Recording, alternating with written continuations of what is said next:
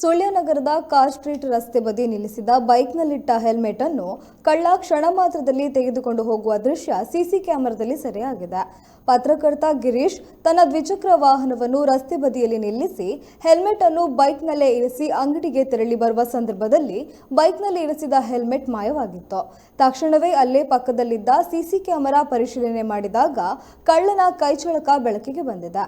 ಇನ್ನು ರಾತ್ರಿ ವೇಳೆಯಲ್ಲಿ ಘಟನೆ ನಡೆದಿದ್ದು ಕಳ್ಳನ ಮುಖದ ಚಹರೆ ಸರಿಯಾಗಿ ಗೋಚರಿಸಿರದ ಕಾರಣ ಕಳ್ಳ ಯಾರೆಂದು ತಿಳಿಯಲು ಅಸಾಧ್ಯವಾಗಿದೆ.